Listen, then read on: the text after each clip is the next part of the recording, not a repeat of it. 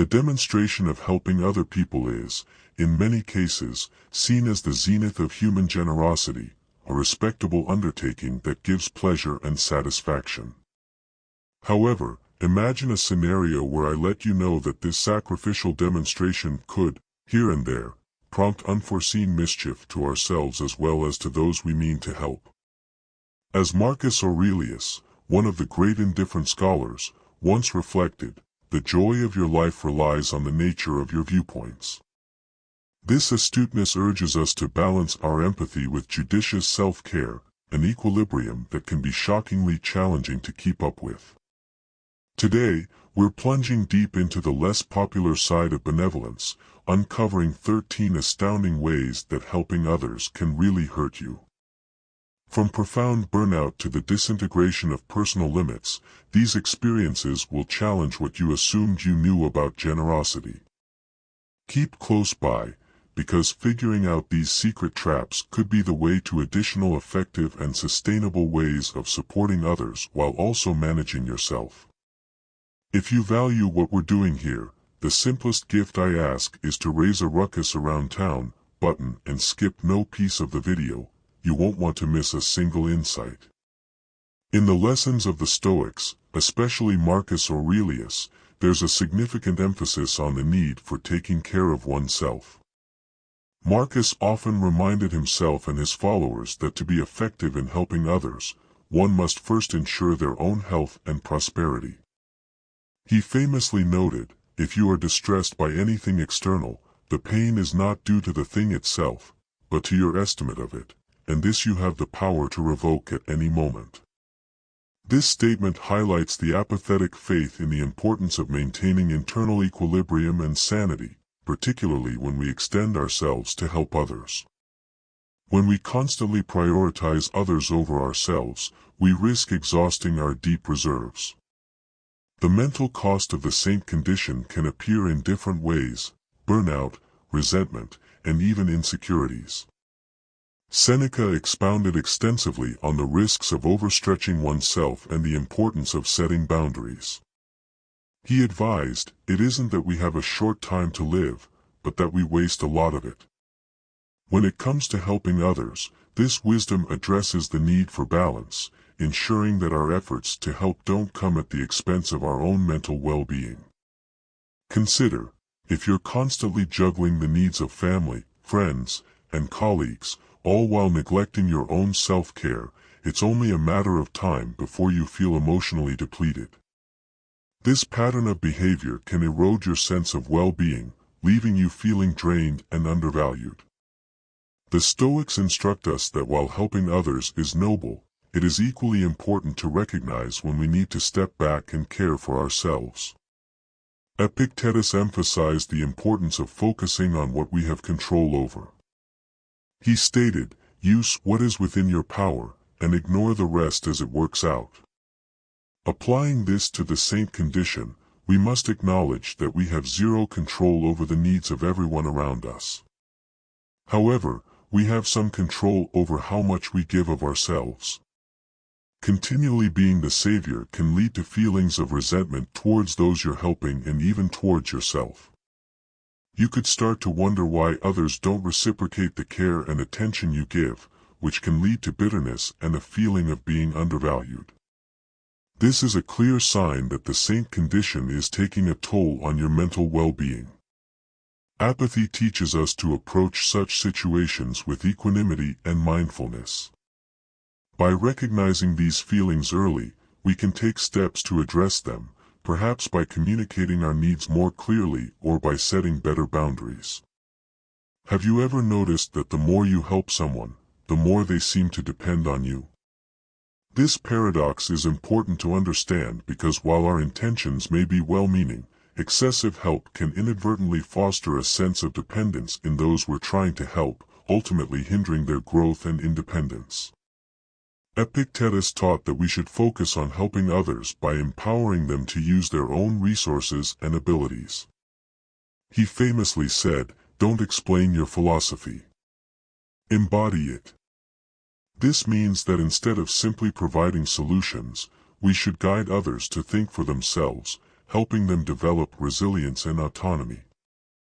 This dependence can create a cycle of learned helplessness. When people become accustomed to receiving help for every difficulty, they may start to believe that they are incapable of overcoming challenges on their own. This mindset can be particularly detrimental in the long run, as it undermines their confidence and ability to handle life's inevitable obstacles. Seneca emphasized the importance of self-reliance. He advised, "It isn't that we have a short time to live, but that we waste a lot of it." In this context, always relying on others' help should be seen as wasting one's true potential to grow and learn. In professional settings, this issue can manifest as micromanagement. A manager who constantly intervenes to correct employees' work may think they are being helpful, but in reality, they could be stifling creativity and initiative. Employees may become overly dependent on the manager's guidance, leading to a lack of confidence in their own abilities. Marcus Aurelius highlighted the importance of allowing others to develop their own skills and resources. He wrote, "The best revenge is to be unlike him who performed the injury." In this case, instead of constantly fretting over, a manager should aim to empower their team, helping them build confidence and independence. The indifferent approach to helping others involves a balance between assistance and encouragement of independence. This means offering guidance and support while also encouraging others to take ownership of their own lives. In doing so, we help them develop the tools and confidence to navigate life's challenges on their own. When we devote ourselves to supporting everyone around us, especially during their times of difficulty, we risk becoming emotionally drained. This deep labor is easy, leading to sensations of exhaustion, burnout, and even compassion fatigue. Seneca stressed the importance of managing our emotional responses and not becoming too entangled in the problems of others. He wrote, "He who suffers before it is necessary suffers more than is necessary." This means that by assuming the personal burdens of others, we can amplify our own suffering unnecessarily. Imagine continually bearing the weight of others' troubles, absorbing their pain and suffering as if it were your own. Over time, this deep labor can become overwhelming, leaving us feeling drained and depleted. The Stoics believed in the power of rational detachment, which involves offering support and compassion without becoming emotionally overwhelmed by the experiences of others. Additionally, without adequate boundaries, helpers risk becoming emotionally drained, leaving little room for their own needs and self-care. This can lead to a state known as compassion fatigue, where the constant exposure to others' suffering diminishes our ability to feel compassion and empathy. It's a form of deep burnout that can make it difficult to continue offering support genuinely. The Stoics help us to guard against this by setting clear boundaries and engaging in regular self-care practices. Developing personal resilience is essential to navigating the inevitable challenges and setbacks that accompany helping others. This resilience enables us to bounce back quickly from tough situations, set healthy boundaries, and recognize when it's necessary to step back and prioritize our own needs. When we dedicate ourselves to supporting everyone around us, especially during their times of difficulty, becoming emotionally wrecked is easy.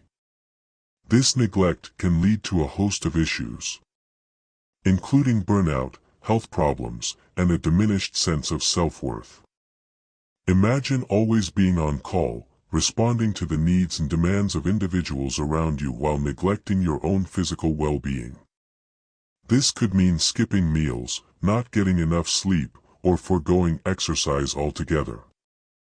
This pattern of behavior can take a toll on your health, leading to fatigue, illness, and even chronic conditions. The Stoic principle of maintaining a healthy mind and body is essential here.